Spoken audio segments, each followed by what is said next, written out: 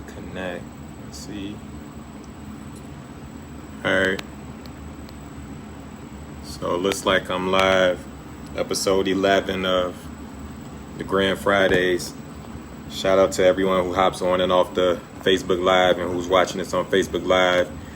Shout out to the YouTube viewers. Like and subscribe the page.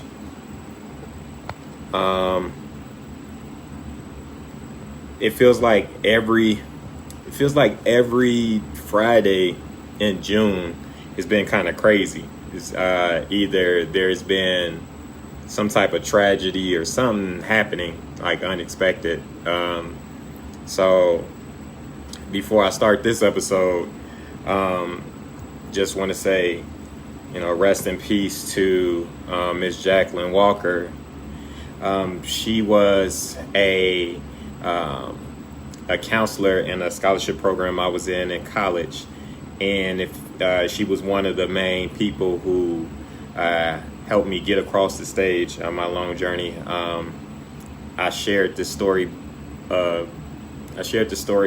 Back a couple of months ago on Facebook, so I won't get into it. For those who may not know, she's had an impactful career in life in general, but just as far as her role as a finance counselor, she had a major impact on not just me, but thousands of students, literally, because she was in this role for, I believe, like 36 years. So at Marquette for 36 years. So rest in peace to Miss Jackie. Before we started, now I want to test something. Like week from week, I usually play music through the actual phone, and I probably will do that. But I want to see if my speaker is loud enough for you to hear the song clearly. Thanks for everybody who's hopping on and off the live. So I'm gonna start it off with one of my favorite Mike songs.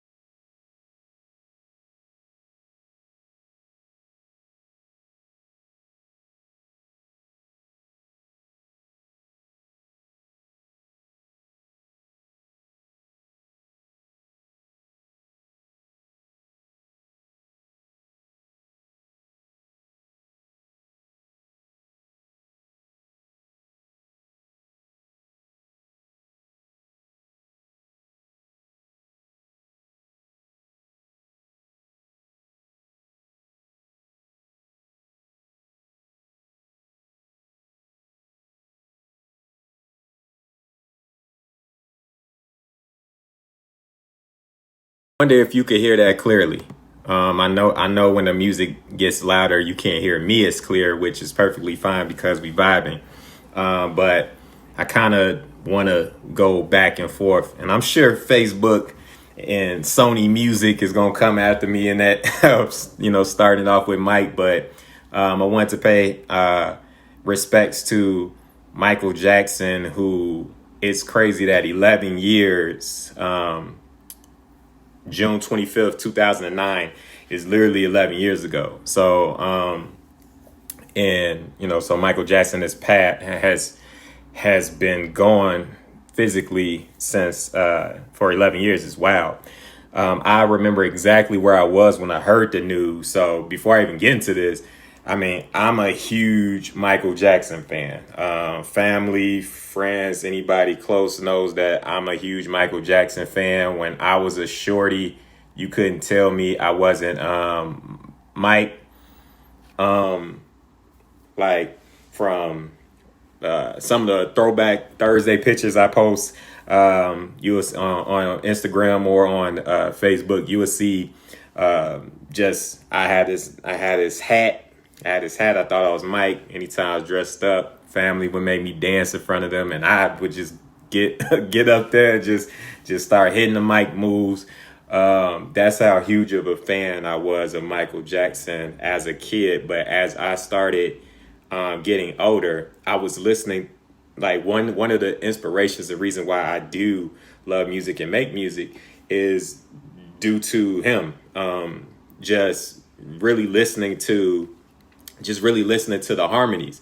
And it's crazy because I really thought like maybe I'm hearing things wrong, because I would ask other people, like friends and stuff like that, and they couldn't make out like the background vocals and things of that nature. So like when I listen to music, I hear everything clearly, and it's kind of weird to explain, but it's like I hear each instrument, I hear each melody, I hear each sound, and it sounds so crisp, like it's laid, like it's truly layered, kind of like how I make the music. So, and I've always heard music like that as a shorty. So with Mike, it was like I was so impressed by the harmonies in which he created in his music, which then, on certain songs, just learn about songwriting and things of that nature. So, so Michael Jackson's had a huge influence on me when it comes to music. So, I just wanted to, pay homage to Michael Jackson. God rest the dead. 11 years is crazy. And I was saying, I remember exactly where I was when I got that news. I was living in Milwaukee. We was coming from work, me and one of my guys, Brandon. We were coming from work, and I think we had just pulled up. We turned on the radio, and we just pulled up to my apartment in Milwaukee, and we heard it, and then we was like looking at each other like, nah, that don't even make sense. So we went in the crib and we turned on the TV and then like turned to CNN, and it was everywhere. Everything stopped. So we just watching it, and we was just kind of like in a shock for a second. Then I remember us going to Applebee's and getting $2 Long Island's down at the Grand in Milwaukee. Shout out to everybody who up in Milwaukee, Wisconsin. So it's just crazy that it's been 11 years since all of that has happened, but the impact of Michael and the music is still there. From, you got younger artists today who sample Michael, either their cadence, even dance moves. So when you look at Chris Brown or Usher, you see their Michael Jackson influence from their way that they dance to the way that they do certain music. And then even when you think of hip hop, when you listen to newer artists such as like a Boogie with the Hoodie, if anyone knows who that is, he even sampled Michael Jackson from Remember the Time on what was that song called? Look Back at It. So just Michael's impact on music and generations is just phenomenal in what he was able to do musically, just vocally. He has probably, you can Google it, like he's always on the top 5, top 10 lists of greatest vocalists of all time, singers of all time, because he had such a pure voice that can range from various octaves. And I'm like, we see him on TV and we hear him talk in this high pitched voice, but the reality is he had a voice that sounded like mine.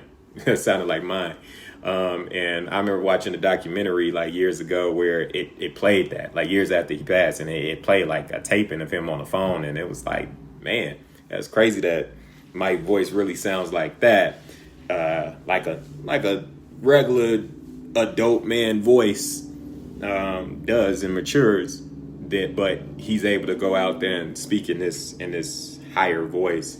But just the range where he can sing, and if you listen to his records, you can hear in the background just the the range that he had. Like the low tones is Michael, the mid, the high, and then his voice and what he sings in. So just the influence that that he had. So I just wanted to start the show with a Michael record, one of my favorite records, Another Part of Me. Why is it one of my favorite records?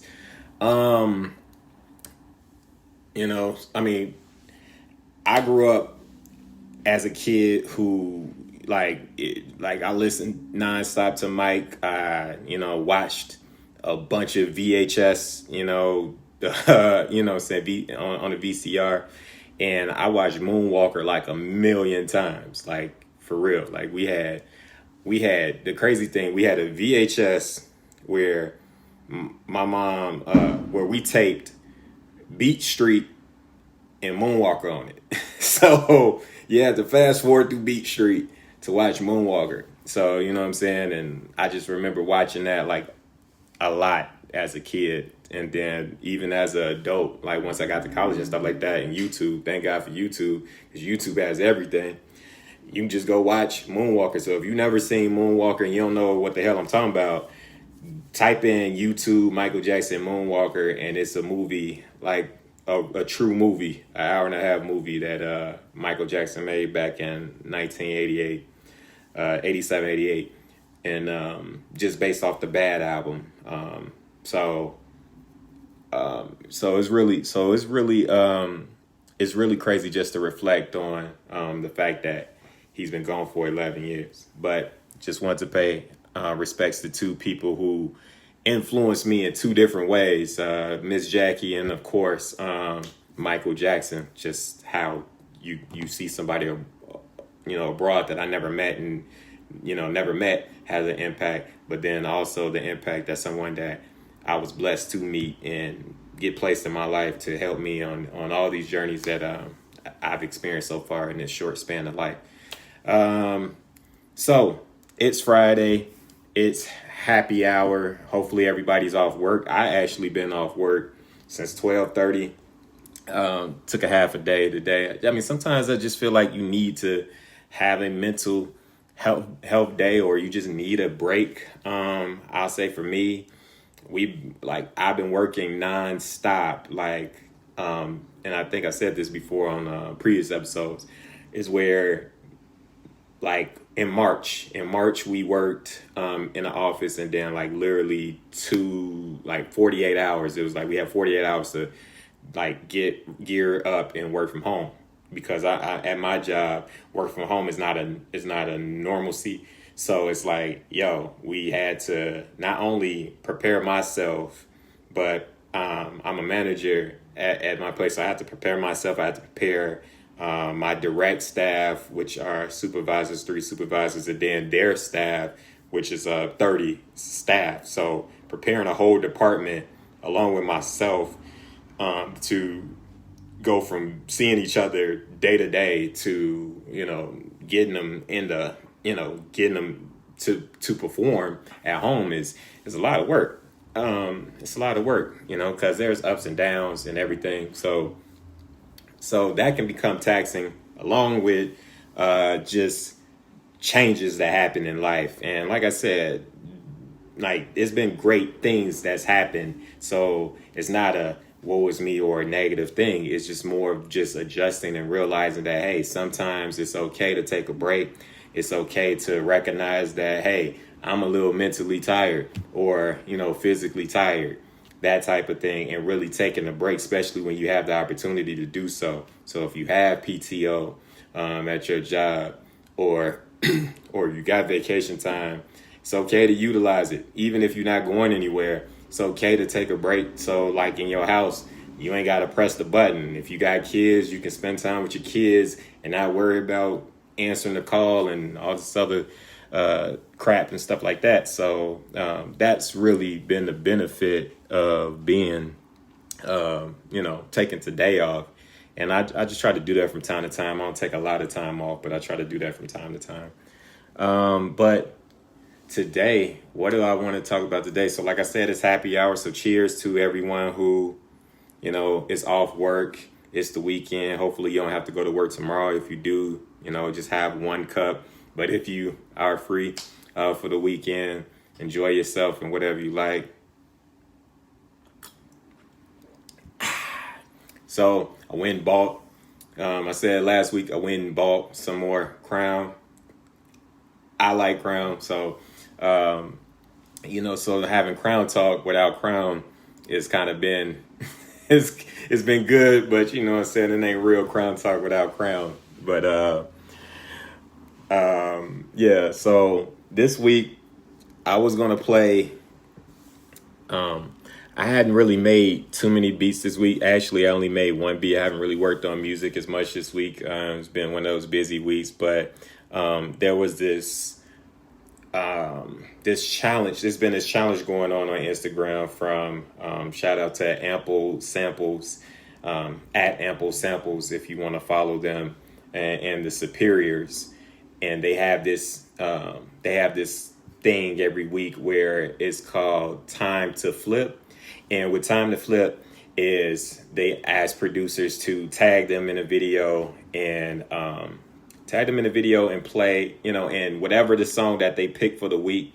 It's usually an old school song, and pretty much what they do is ask for you to flip it, for you to, you know what I'm saying, which flip means sample. So if anyone has listened to a Kanye West song before or any type of hip hop songs, the essence of sampling is when you take a older record, and older records, you take a record, it doesn't have to be old. You take a record and you utilize it for your creation. That's essentially what sampling is. A basic definition for anybody to understand what sampling is. So you just take a piece of the music, you take something of the music of a record, and then you add it to your creation. So it has evolved over time. So when we think of hip hop in general, how it all started with DJs like Kool Herc and African Bambaataa and Grandmaster Flash, all of these DJs and stuff like that from New York. What they did was take records. What they did was take disco records, rock records, R&B, soul records, and what they would do was find what you call a break beat, which is just like a little in a record. It's usually like a drum pattern. Usually it's like the drummer doing some type of some type of drum pattern right then and there, and they call it a break beat because it's a break in the record. It's a break in the record, so breaking the beat, so break beat.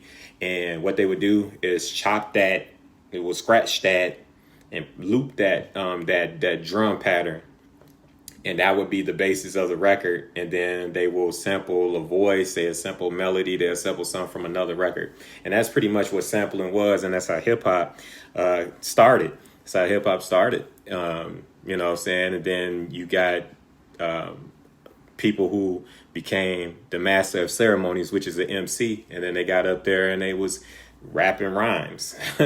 So, and this is back in the 70s. So, it's argument about when hip hop started, but that's essentially what it is. That's how hip hop started, and that's the creation of sampling. So, pretty much what Ample Samples does is have a Time to Flip weekly thing, and they just have records, and they encourage producers to make sample that record and then post it, and then they repost it and things of that nature. So last night I decided to join in. Last night I decided to join in and make that record. So I'm gonna play it through my loudspeaker first, and if you can't hear it, I'm gonna play it through the phone, which I know you will hear it clearly then, but it's just a minute and a half long. This is I sent this week's sample was Hubert Law's.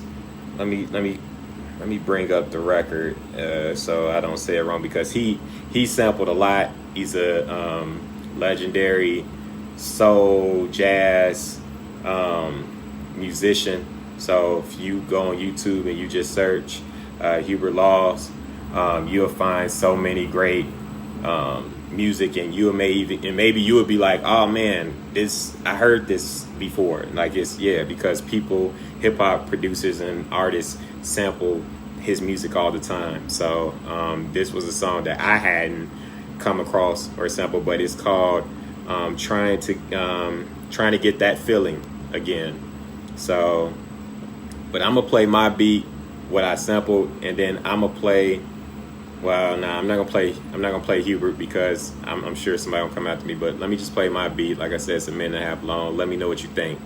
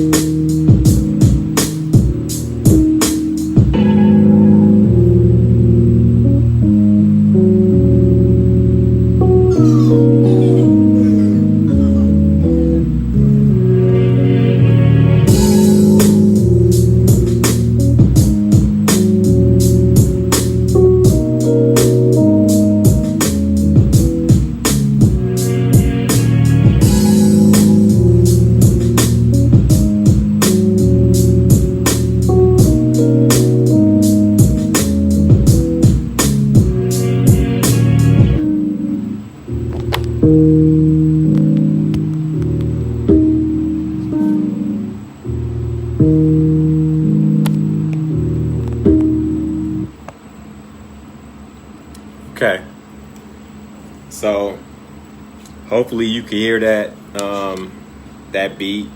That's the beat I made last night. Like I said, I sampled Hubert Law's "Trying to Get That Feeling Again" record, which is a 70s record. I was part of this hashtag Time to Flip challenge that's on Instagram. So if you search hashtag time the number 2 flip, you can find that song. You can find my beat on Instagram and listen to it there. I played the beat in its entirety on this show on Instagram. It's only a minute long, which the beat is only a minute and 32 seconds, and it's just a light flip. Usually I do a lot more production on my beats, but I just really wanted to hurry up and be a part of the contest, and I wanted to flip it in a different way than the producers that got posted. So, just kind of really just listened to the record and found some good pieces to sample, and then just created like a little drum pattern, which, like, now that I listen to it, I've probably listened to this beat probably about 10, 15 times. It sounds to me like, and I ain't do it on purpose at all, but it sounds like flavor in your eardrums. But that's boom bap rap anyway. Like, all drums to me sound the same, like boom bap. And I'll be honest, I usually don't make that type of beats. That's like traditional hip hop beats. That's like when you think of producers, like you think a lot of New York rap, like 80s or 90s rap, especially 90s rap, the golden era rap. They rap to a lot of break beats and a lot of beat patterns like that. You got some rappers who rap today to those type of records, like Griselda and things of that nature. But I'll be honest, man, and I know I may get killed, I may get killed in the comments and stuff like that, but I just never been a fan of the boom bap rap. Like, don't get me wrong, there's some classic records, but like just that swing, and like, I'm getting a little nerdy now in production wise, but it's a thing called swing, which kind of offsets the drums to give it like a realistic feel when you're in, like when you're not playing them for real, but it gives you kind of a swing. It kind of gives like a realistic feel, and that's it's an artificial thing to give a realistic feel of drum pattern, so it feels like somebody's actually playing the drums. And you can hear that on my record. So I try to lightly use it, but like when it's overboard, or when those records that's in like a 1/3 beat per minute type, a 1/3 beat signature, like I'm just not a fan of that sound. I don't know why, but so I rarely have beats like that. If I'm not utilizing a true break beat, then I personally don't really make those records. But to be a true producer, you got to know how to make everything.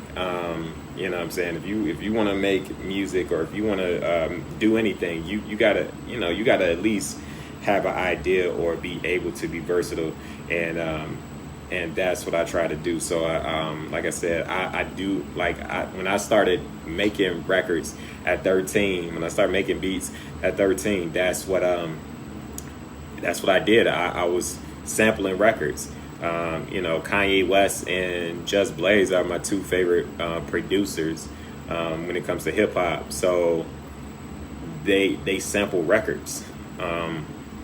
They always took a old school record and find the littlest thing and just turn it into magic, or take these drums off of a newer record to then sample an old school record for the melody, and then combine them and create magic. So Kanye West, for example, he did that with Dr. Dre's Explosive. So if you know the song Explosive by Dr. Dre on 2001 album, he took those drums from that record, and then he took a old school sample, and I think it was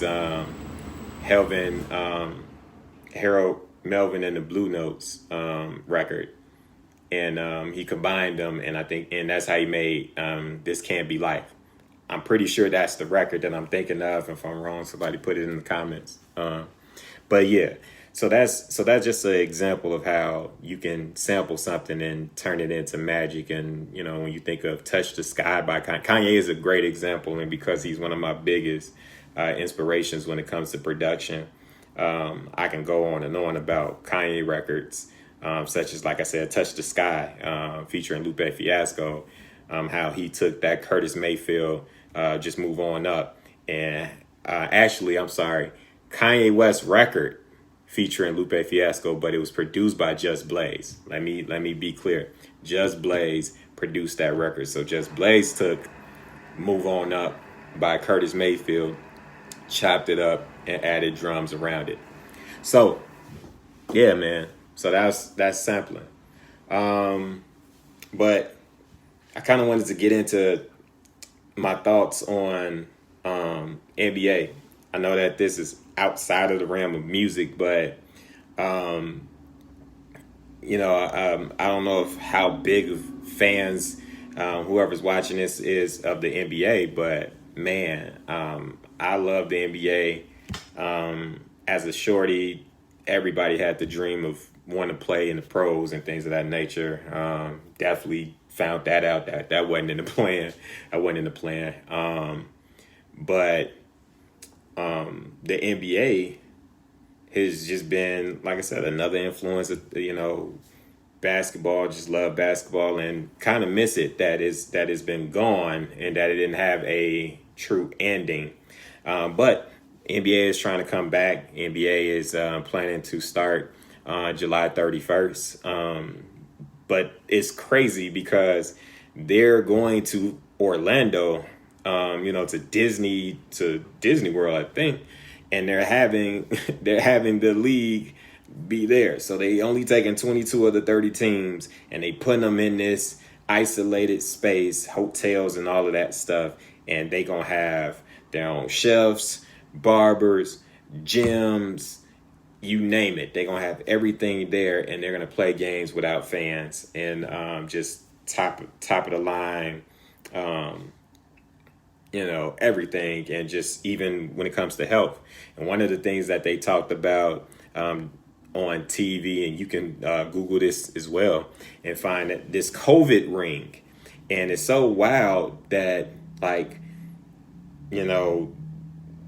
that they're talking about this COVID ring, and now I'm starting to see ads on social media about this COVID ring, and like it's accessible type of thing, which I don't know if it is or if it isn't, but I'm starting to hear more about this COVID ring. So if you haven't heard about this COVID ring, pretty much what it does is you put the COVID ring on, and it has sensors in it, and it can allow you to it can do a couple of things. So one, if you're standing next to, if you're within 6 feet of another human being, it can sound off. That's one thing that I heard that I guess this ring does. Another thing that this ring does that's really interesting is that it calculates or tracks your heart rate and different your different rates and different temperatures and things of that nature about your body, so that within 3 days prior to I guess being diagnosed or technically having COVID, it can alert you and alert the NBA that, hey, this particular person may have COVID because of the different changes within their temperatures, within their heart rate, their breathing, all of these things. So this is what this ring does, and that the players will have to wear this, and that the players will be there for from July 1st up until the end of October if you're lucky enough to make it to the NBA Finals. And then they're also having a period where, not right off the bat, but at some point they're going to allow families of these players, loved ones of these players, to come in to this isolated space. So that's pretty much what's happening with the NBA. And it's just like, it's been back and forth about, some players like, should we play? Should we not play? Everybody knows LeBron James. He's the biggest player in the world. He's top 3 biggest athletes in the world. And LeBron James is like, yo, let's play. Let's finish out this season. Let's, let's utilize our platform. The more we're seen, the more visible we are, the more we can have an impact on society. Where on the other side, you have a group of NBA players, such as led by Kyrie Irving, who was LeBron's teammate when they won the championship in 2016 for the Cleveland Cavaliers. Kyrie Irving plays for the Brooklyn Nets. But his point is that maybe we shouldn't play right now. For a couple of reasons, but the number one reason being that there's a lot of police brutality happening, and we have society's ear right now, and we could be more impactful if we speak up and silence basketball, but speak loudly when it comes to police brutality, when it comes to unjust and systematic racism. And that's from Kyrie's point of view, right? Along with others feeling like it may not be the safest thing to go play basketball when COVID is still running rapid. So, which for me is like, I know I'm nobody important compared to them, in the NBA world, but I can see where there's where there's a tug of war there, and it's rightfully so. LeBron point of view and others like him is like, hey, one, we play, we get paid, and there are people who need to be paid. Two, we give the people what they want. We really would love to see basketball or have something to do outside of just sitting in the house and watching reruns or TV. So that's another thing. But his bigger point is about the more and more that we hear on a daily basis, and you're hearing from LeBron and you're watching LeBron, the focus may be about the game, but if we do things during the game, we do things before the game, and in the post conference interviews, I'm talking about justice that's bigger than right now how they're working in silos, and that's fair. But I got a different point of view. I think that one thing for sure is that if it was me, I wouldn't go. I wouldn't go to Orlando. And this may be left field, this may be crazy, but to me it feels like an experiment.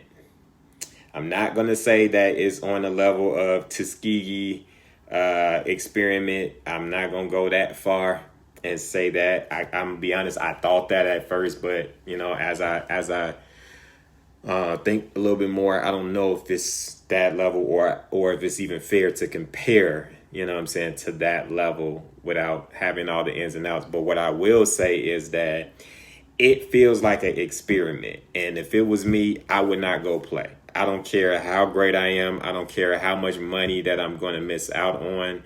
You only have one life and to live, as far as we know, and risking it for 2 months is not worth it. Like I said, the COVID ring. We talking about a ring that can detect your temperature, your heart rate, all of these things, and can even predict that you got COVID and can predict things 3 days in advance. You know what I'm saying? Like, if this ring can do this and they're giving it to you all, right? But they won't give nothing to us, and it took 3-4 X amount of months to just give us testing for asymptomatic disease. That should ring off alarms. Like I said, maybe it's just me. Maybe, I know I'm sometimes I could be a conspiracy theorist. I don't believe nothing. Like my wife said all the time, I don't believe nothing. And it's true, because I know that a lot of things that are given to us is smoke and mirrors, or it's either if they give it to us now, that means that it's been in effect already. So, and that's just, to me, just what I believe. You don't have to believe it, but I believe that whatever we hear today is not something that happened today. It's not something that's been in the works 2 weeks ago. It's something that's been on the radar or has been in effect behind the scenes, and then it's just brought to the light or presented to us in a specific way. The prime example is COVID. Like COVID, it's called COVID-19, but it didn't hit us seriously until, or at least based on what we know, or based on what the media has told us, it didn't really hit us until spring of 2020, right? But it's called COVID-19 because this is things that people knew prior to and knew in 2019. So getting back to the NBA, why would I go risk my health to be around others who are active? They're in and out. They're in these places where the COVID is skyrocketing. I mean, one is everywhere, and we can't pinpoint where it's at and where is it starting, but it's real because people have died from it. But some of these players are coming from these high places and then traveling to Florida, where Florida is one of the highest places for COVID cases and things like that, to where they just decided to close down. They just decided to close down bars and restaurants there. They just decided in Texas, Arizona, the state of Texas, the state of Arizona, and the state of Florida to close down bars and stuff like that. So if they closing down all of those places, right, and you taking these players from it, you don't think that they got a high chance of, having it? You know what I mean? California is open, and it's millions of people in California, and you got crazy people saying that they ain't even wearing no mask. And I've even seen videos on social media where I've seen people at Leimert Park, which is staple, you know what I'm saying, in Cali, right? But they had this big event, this big black event, which was amazing. It looked beautiful, right? But to me, it looks bad during COVID.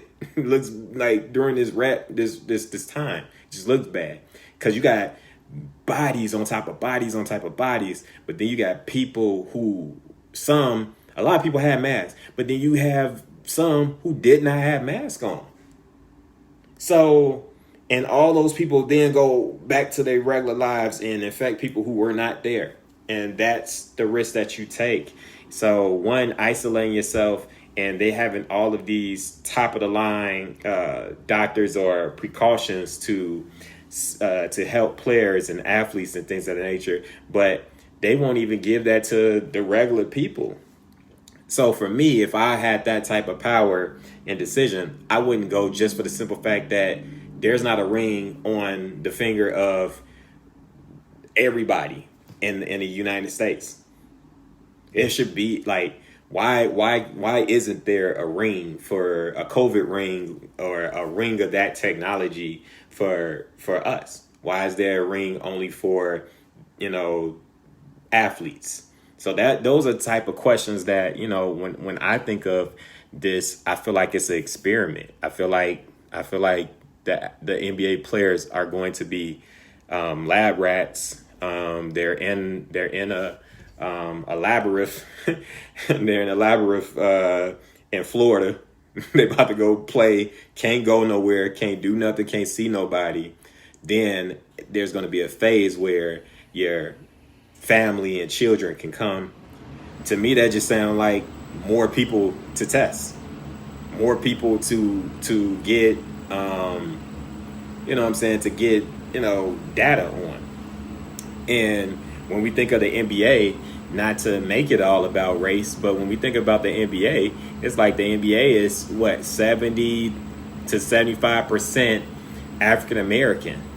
So majority of the players, 7 out of 10 players, are going to be black. 7 out of 10 players are going to be black. So you don't think to me that that's a little interesting? I understand that money needs to be made. I understand that we've been off for 3 to 4 months and we need to get the economy back on its feet. But the people who we're talking about, they have money. And in these 3 or 4 months, they can blink. And these 3 or 4 or this year or two can just not be harmful to them. I won't say that for the NBA players, but I'm talking about the officials, I'm talking about the owners, I'm talking about those individuals sitting out a year and things of that nature cannot be detrimental to them financially, but it can be detrimental to their players. And that to me is more important than actually watching people hoop. Now, like I said, I want to see basketball. I want a new 2K because I didn't buy 2K20 because I thought 2K20 looked just like my 2K19 just with Zion on it. So I wanted 2K21 and hopefully some upgrades. But yeah, I want to see NBA. I want to see NFL. I even want to see Major League Baseball at this point. But do I want to see it so bad that people's lives are at risk? Nah, not at all. You know what I'm saying? Because everybody is human. And I'm sure that they got children that, have respiratory issues or have, certain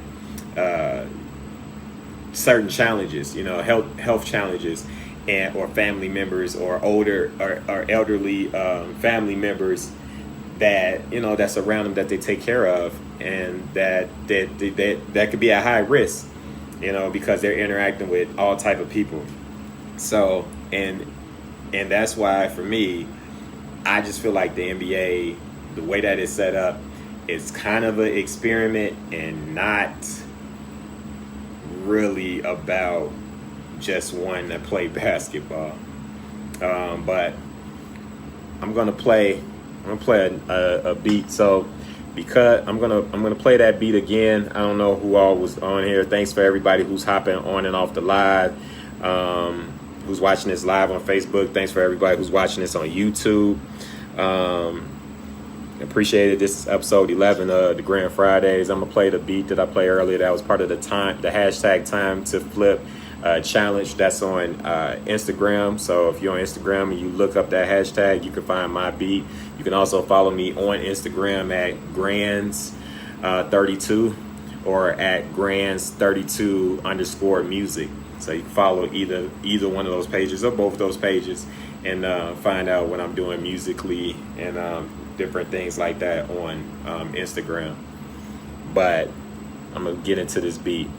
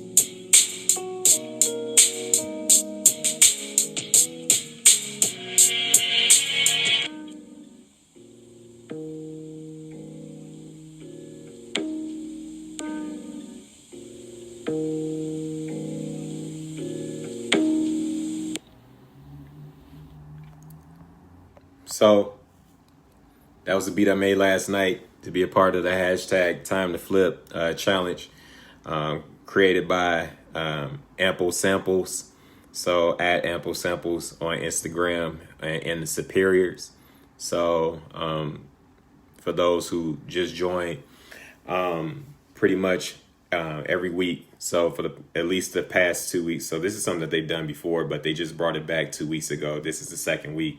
So for every week, they pick a classic record, and then what you have to do is just try to sample the record and post it on your Instagram and tag them in it. So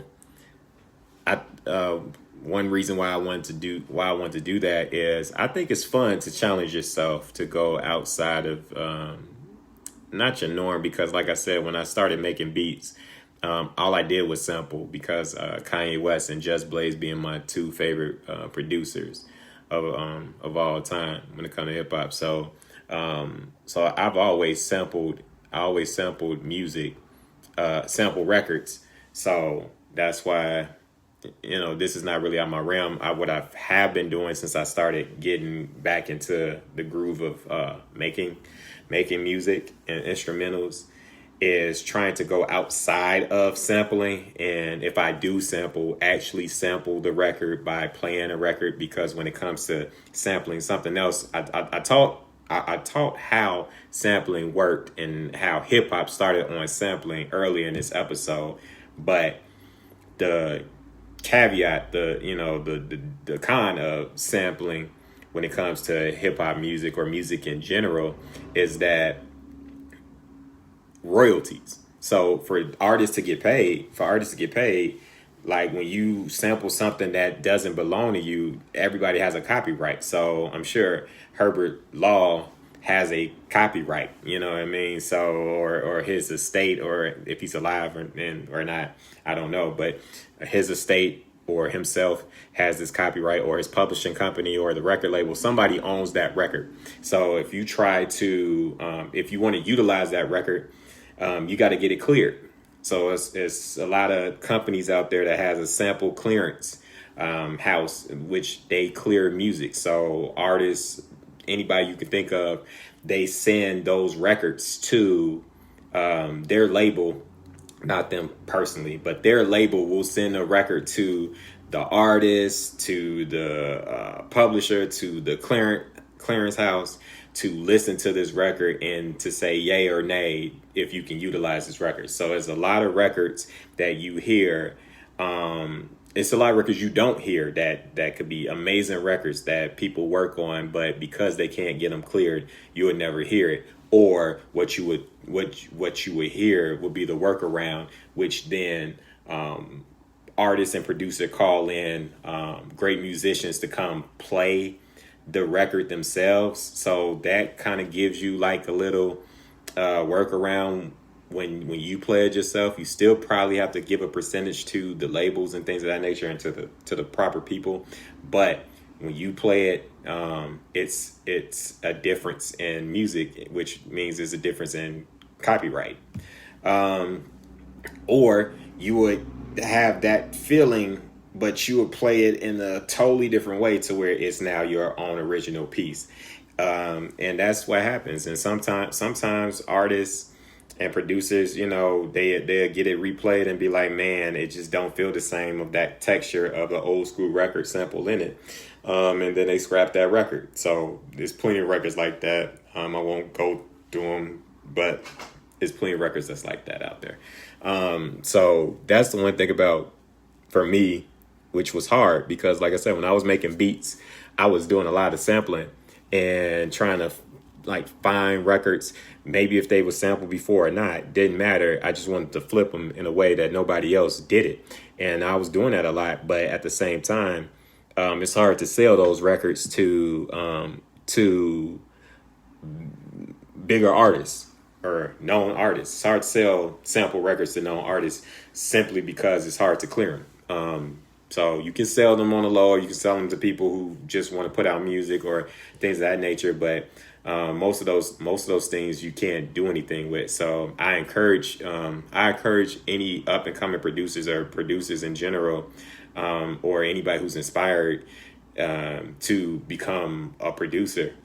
Make sure that you have so many tools in your repertoire that you can not only flip beats, take samples and make magic out of it, but also can create music, create your own original pieces to where you 100% own it. And that's where most of these records that I play week to week, I 100% own these records because I'm not sampling, I'm playing everything out.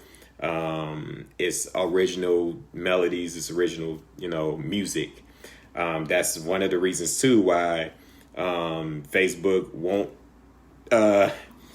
partially mute that part of the video, or why some videos will be partially muted, because I don't own the record. So Michael Jackson, I started this show with Michael Jackson, Another Part of Me. It may be muted the next time you watch this video. And I haven't really checked on YouTube. Probably not. I haven't. I know that nothing has been muted yet on YouTube, so I haven't got a message. So it should be cool. But on Facebook, that's what happens because you don't own a record, and it's about clearing it. So if you don't have clearance, you can't play the record. So I done talked to you about sampling and hip hop. I done brought it back to the dark side of sampling. But it's beautiful when you can when you can listen to a record and you can find some type of gem in it and turn it into a masterpiece. So, like I said, I wanted to be a part of that battle, and I'm gonna do that every week. So, just to get back into sampling, because one thing too about sampling that's great for me and maybe for others out there who sample and make beats is it sharpens your skills. It sharpens your ear. Like it's the same thing when you want to write. When you want to write something, you got to constantly practice. When you making music, you got to constantly make music. But you also got to hear. You got to hear. You got to study. So the great thing about sampling records is that you get to study records. You get to study the melodies. You get to study the transitions. You get to study the artists. You get to learn about artists, the actual artists. You get to learn about the producers. You get to learn about the songwriters. You get to learn about the musicians who played these records and who played the melodies, and really study and understand where their mind was, or just get a feel, and then it can inspire you to come up with something pretty dope. So that's how it helps me when I sample, is that it sharpens my ear, and it wakes my ears up for to listen to every detail of a record, and just like, how can I take this little quick 3 seconds and turn that into a 3-minute song? Or how can I take somebody yelling on a record, like a noise like that, and then now that's part of my beat. You know what I mean? So that's the dope part of that is the dope part of sampling.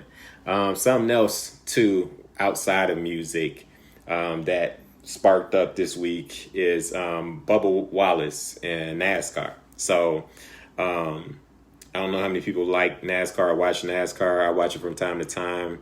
But Bubba Wallace is a African-American NASCAR driver, professional driver. I believe he's the sole African-American professional driver that's on the circuit. Not saying he's the only professional driver or amateur driver for NASCAR, but I believe he's just the only one who's made it to that top level. And I could be wrong, but I believe he is. And recently in his garage, every NASCAR driver has a garage at the showcase where they're going to drive. And at the garage for him and his team, where his car is and everything like that, there was a rope hanging in there, and it was a noose. Or at least that's what him and his team stated, that it was a noose. So this was a big story. Everyone in NASCAR rallied behind him. But then like a day after the race, FBI came out and said that it's not a noose. There's no hate crime behind it, that this rope has been here since September, and it's been like that since September. And, Bubba Wallace kind of been on interviewing, talking about it, So I guess my thoughts on it is, man, if it looked like a noose, then damn it, it's a noose. Like, I don't know what else you want to tell me. Like, I know that sometimes those ropes, I know sometimes that ropes like that are tied in that manner to hook on to things, like on back of a truck. You will have sometimes that type of rope and that type of knot, fisherman knot, I think it's called, or whatever it's called. You have that type of knot, and it's hooked to things. So I've seen that type of knot before and utilized in its proper setting. But why in the hell is a rope hanging like that in a garage, in a NASCAR car garage? Like, why is that hanging there? And who cares if it was there in September, if it was there in June? Like, who cares? And my thing is, why was it there from, September to June? And is this rope or any type of rope like this in anybody else's garage? Like, why the hell is it only in the black man's garage? And I know some people might even say, like, well, Bubba Wallace, is he truly black? Like, I don't care. He's probably mixed, but he's a black man. He's a black man. And inside of his garage was a noose, was a rope in the form of a noose. I don't know why it was there. I don't care how long it was there, but it was there. And if it wasn't in anyone else's garage, then to me, I'm going to take it either two ways. Number one, they either that either was recently put there as a message to Bubba Wallace and his team, or it was left there for Bubba Wallace and his team. Because there's no way that like, how do you not know what's in the garage that's assigned to Bubba Wallace if it's been there since September? So you telling me from September to now, no one has checked that garage, and it's ironically that we just give that garage to the black man, and it's a noose or a rope that resembles a noose in it. Like I said, I don't think that it wasn't utilized or was I don't know if it was planned to be used on somebody. I can't tell that far from it and how tight that rope is. But the reality is, we should be past having things that reference slavery or that type of vibe. Like, we don't need that. Like, and that's just irresponsible to the owners of that garage. It's irresponsible to the people who worked there day to day or the day before he got into that garage. I mean, it's just irresponsible. And like I said, normally I don't jump out here and say something, because I remember with Jussie Smollett, I had for one moment, I was just like this, like, yo, like, ain't this crazy? I can't believe they did this, blah, blah, blah, blah. But that was only a split second, because the next second in me, because I'm from Chicago, I live in Chicago, and fam, we not going to Subway at 3 a.m. I didn't even know Subway was open at 3 a.m, let alone thought about that's something I want to eat at 3 a.m. So Subway, downtown Chicago, like in Chicago, like, don't get me wrong, there's racism wherever you go, but it's more covert than overt. You know, when you're in the city, you know what I'm saying? So nobody is that brave to be that racist in the city of Chicago. I just haven't, or I haven't experienced it. Let me say that. And in my 30 plus years, I haven't experienced that type of racism here in the city of Chicago. So it was hard to believe. But it sound, you know, it made a little sense, but it was a little wild. But in this case, I don't know. Like I said, I'm not here to say that it's one way or another. I'm here to support in the case of that. I don't care if it was there in September. I don't care if it was there, and that's random as hell anyway to say that it's been there since September. Like, how do you know that this rope has been there since September? And why was it in noose form in September? Like, who gave you that knowledge? Who gave you that detail? So those are the type of questions where I feel like where's the answers to them? But because the FBI, you know, you may not ever hear that. And, you know, but I think that this is an interesting time for all of us to really reflect and really start asking the questions like why, what, who, when, all of the W's, the 5 W's. Like, you need to, and you know what I'm saying, and how. You need to ask these questions, because like, you just don't know. It just doesn't make sense. The NBA is in the same boat. Like, it just doesn't make sense on how you're able to create this environment, but we can't even get a fraction of that in regular society. Tests are easily available for athletes, and been available since the whole time we've been shelter in place. But you know, as of a month or two, you know, now society's able to take random tests. So I just think that you should ask yourselves these questions, you know what I mean? And if you brash, ask them to the right people. But you should just at least start with you and ask yourself, like, what's going on, why, and all that.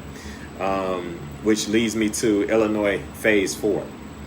So here in Illinois, especially here in Chicago today, Friday, we're going with Phase 4, which is opening up, bars, breweries, and stores, and restaurants where you could sit down in it. Because 2 weeks ago, we were, I guess, in Phase 3 where you can eat on the patios and things of that nature. But now they're allowing you to eat inside of restaurants. They also have upped the capacity from only having 10 people in your space to now 50 people in your space. So to me, I am going to sit this out. I was going to always sit this out. I got other reasons why I'm going to sit it out, but I'm definitely sitting out, going out in 2020. So don't invite me nowhere. Don't expect me to come to nothing if you're not, if I haven't spent time with you during these months, just for the simple fact that we should not be risking our lives and our health. Like, I get it.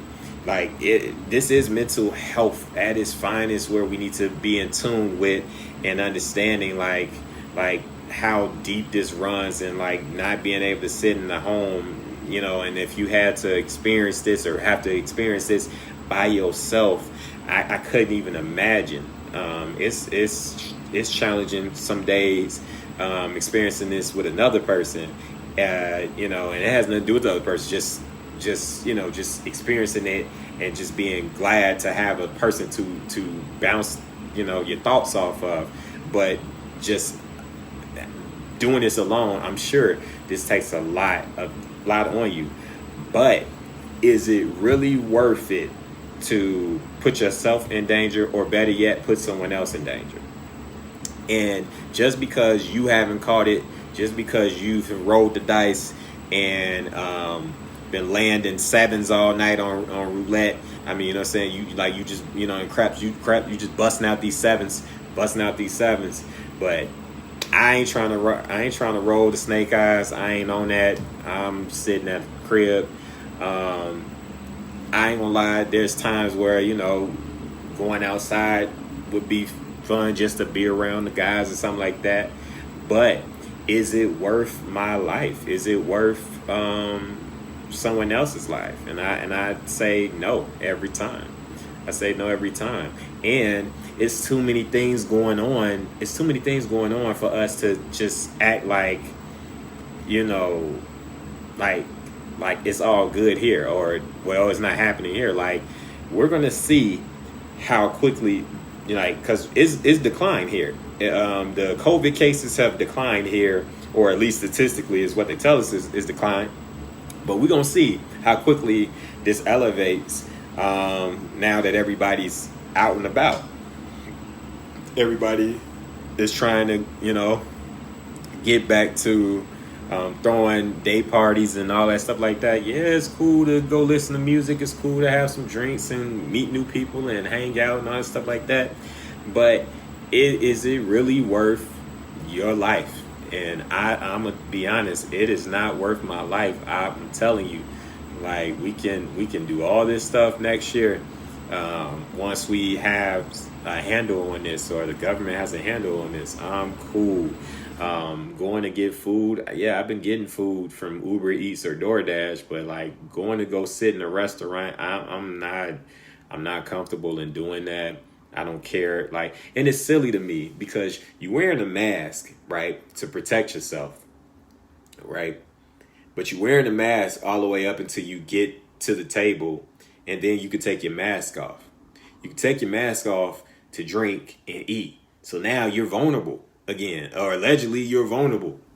you're vulnerable. And there are other people that, yeah, we 6 feet, but I don't know how germs work. Like I said, I'm not a doctor. I didn't go to school to be a doctor. That did not interest me.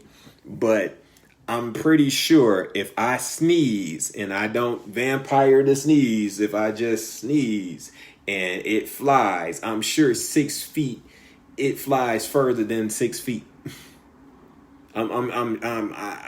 Like I said, I didn't go to school for it. Maybe somebody can tell me if it flies more than 6 feet, or less than 6 feet. I don't know. But if somebody spit, I know if I spit, I can spit further than 6 feet from me.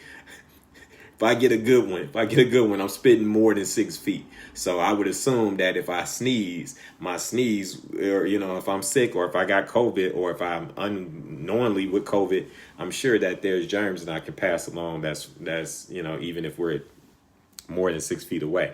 So for me, the more people, the higher the probability is of someone having COVID. I want to sit this one out. I'm not judging anybody who goes out there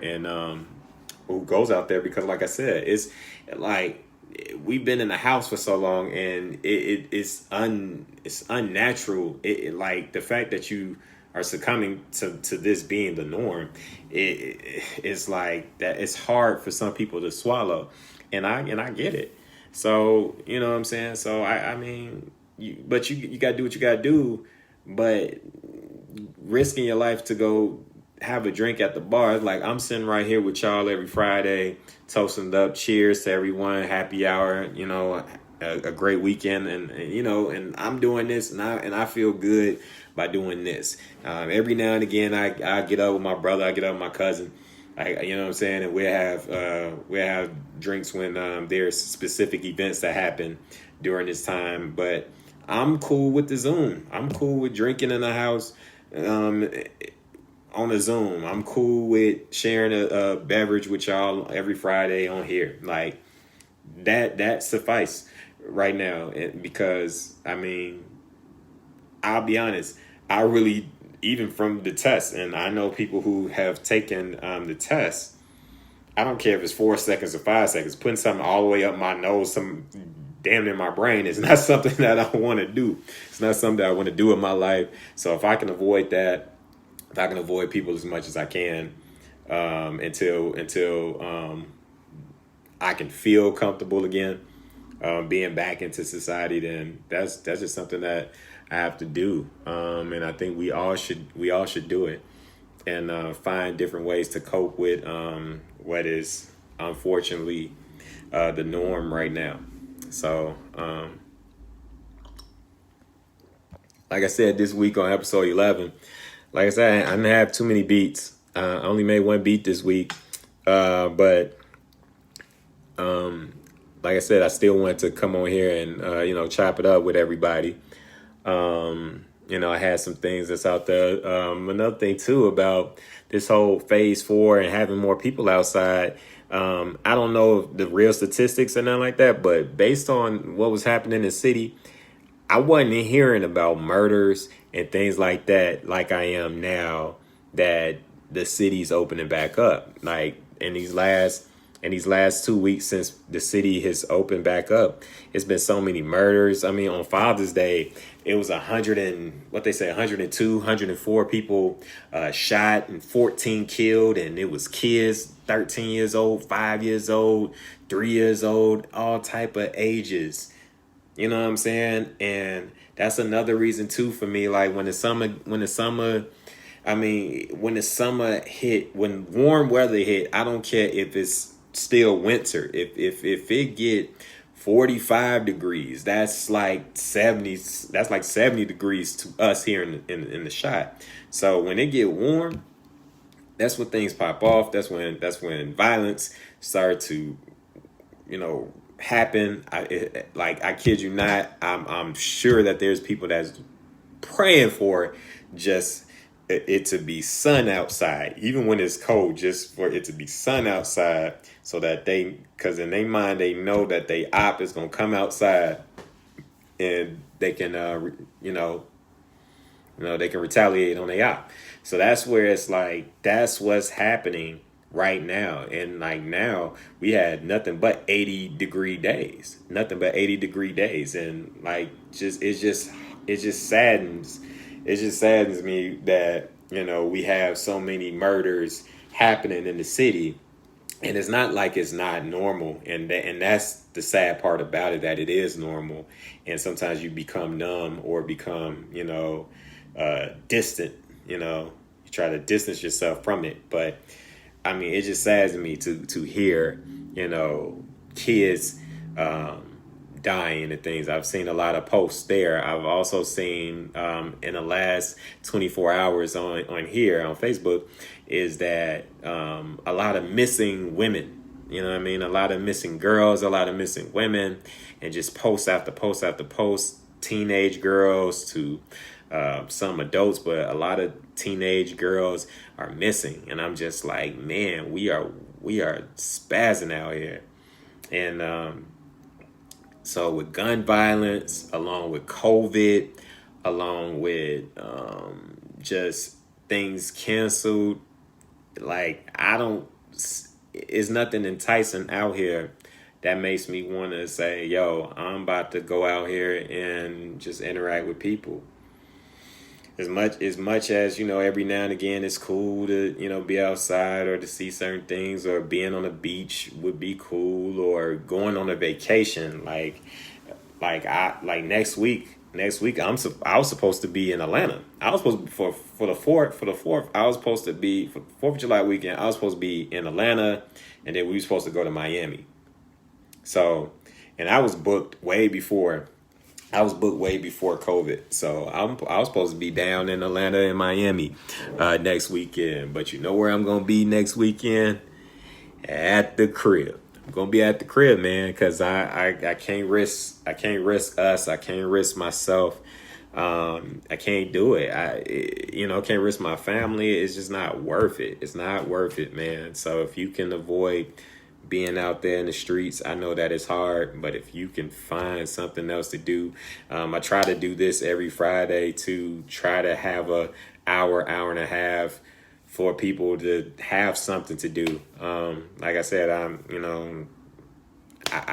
just, I do this not only for others, I do this for me, just to have something to do, just to showcase talent, but to also just really have an opportunity, have a break from things like that. So if you can really avoid going outside, like, please don't go outside.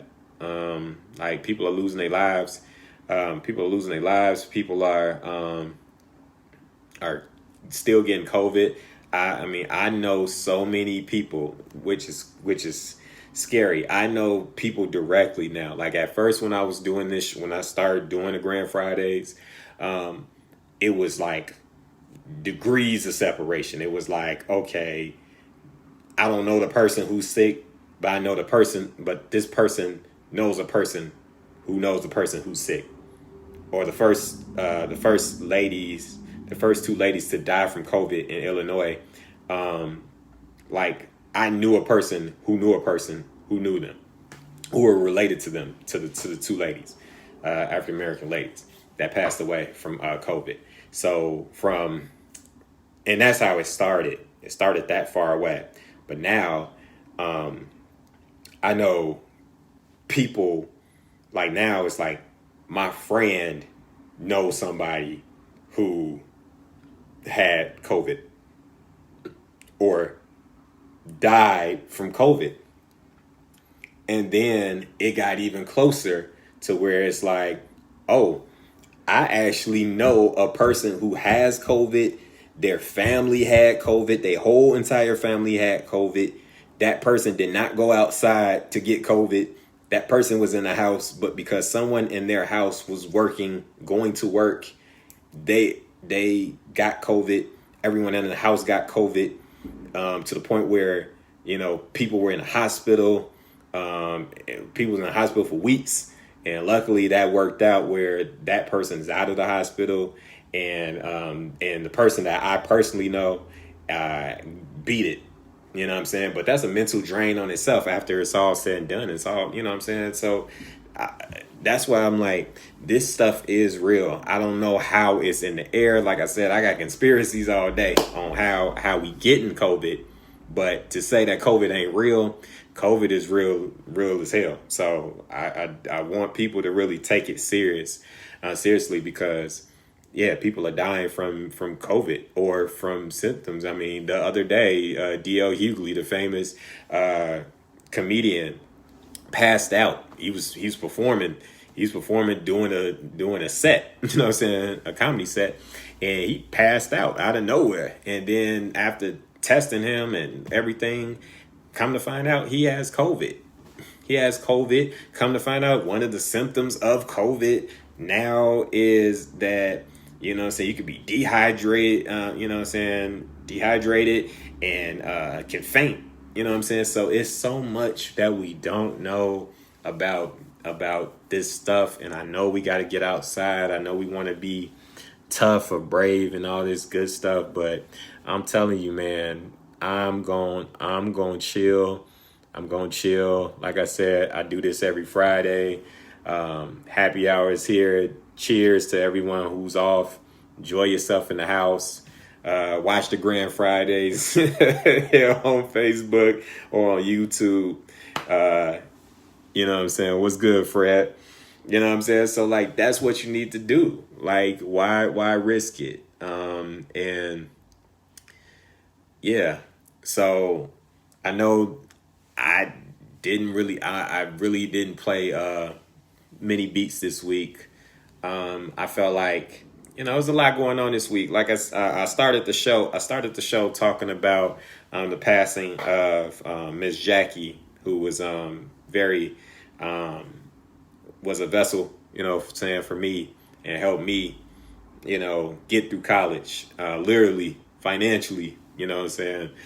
Found a way to help me get through college, and just like she has for thousands of students, black and brown, and others throughout 36 years. You know, she retired at the end of March of this year, which I was afraid that it was tied to health.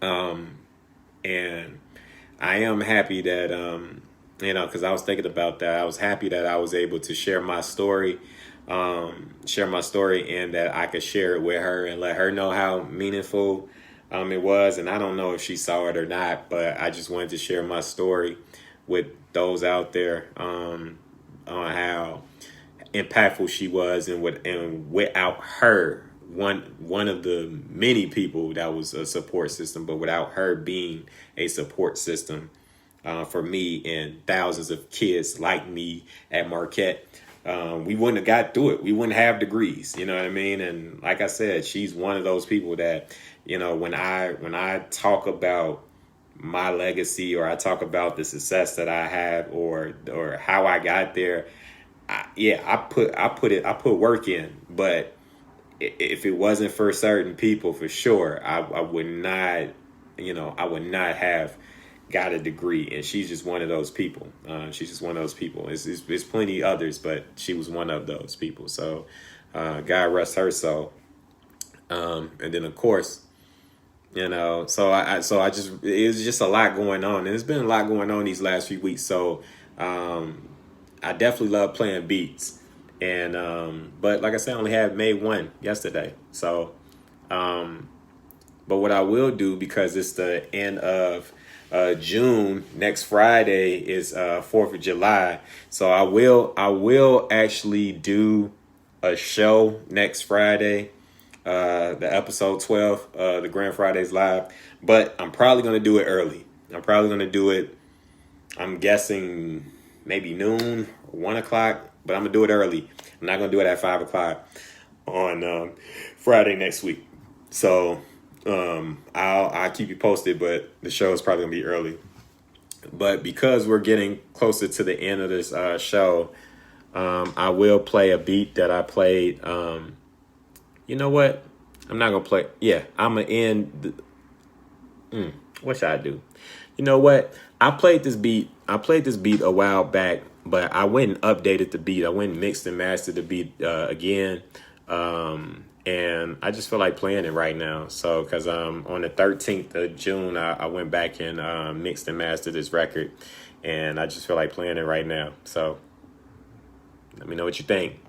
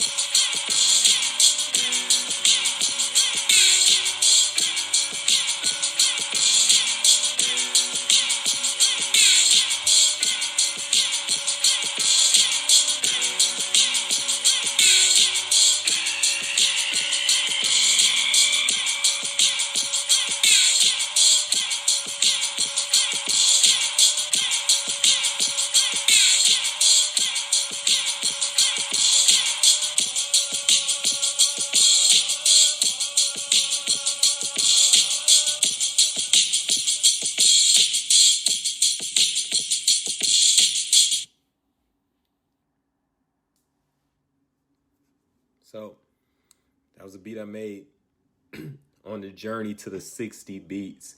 I'm at 58, 59. So next week, episode 12, I will play 60th beat. So if that's 2 beats that I got to do, I got to go back and count. If I got to make 2 beats, you'll hear 2 new beats at least next week. Or you'll hear 1 new beat for sure. But we going to play the damn 60 beat next week. So that's for sure. So that's good. Getting to the journey. So next week, that's what will be there. Whatever topic or whatever happens out there. Appreciate it. Whatever happened out there, I'm gonna be talking about that. But just one of the topics was sampling today. So just even in that record that I just played, I use a break beat. So I talked about that earlier, break beat. So on the start of the record, that whole first verse, and then how I end the record on the last hook to the end, there is a break beat from I'm be honest, I can't remember off the top of my head where the original drum break is, but what that break beat is known for. So if you can think of a record that when you hear that sound, a lot of records sample that. Like if you like R&B, Lloyd featuring Lil Wayne, Girls Around the World has that same drum pattern. But if you a hip hop head, you know that Rakim, Eric B and Rakim, Paid in Full. That's the drums from Eric B and Rakim, Paid in Full. So yeah, it's a classic. It's a classic break beat that has been sampled so many times. So, and I've sampled that a couple of times, but that was a beat that I made on the journey to the 60 beats that I was making, trying to reach. So I made that, I want to say December, and I just went back and impeach the president. Thank you. Yep, it was impeach the president. That's where the drums are.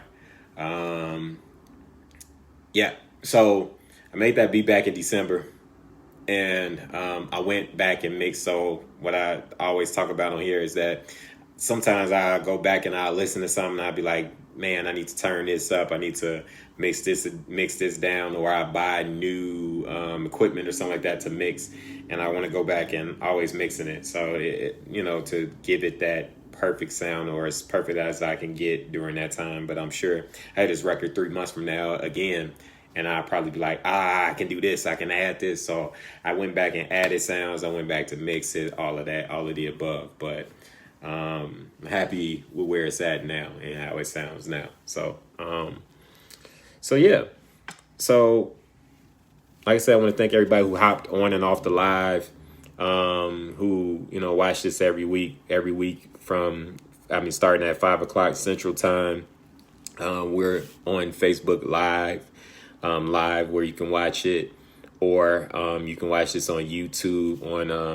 You can search the Grand Fridays Live or the Grand Fridays, and you can watch other episodes. If you're here on Facebook, you can watch the other 10 episodes prior to this.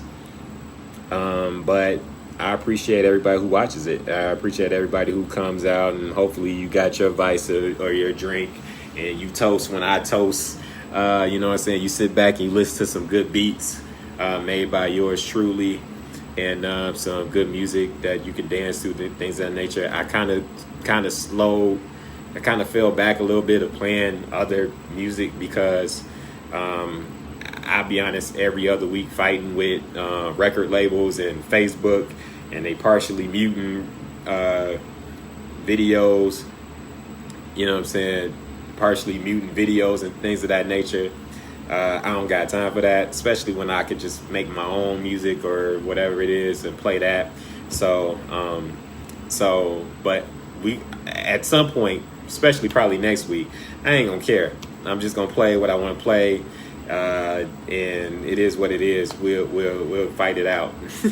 We'll fight it out behind the scenes, because that's has happened, and I have been on here and said that I won some disputes. So, but like I said, I enjoyed this week.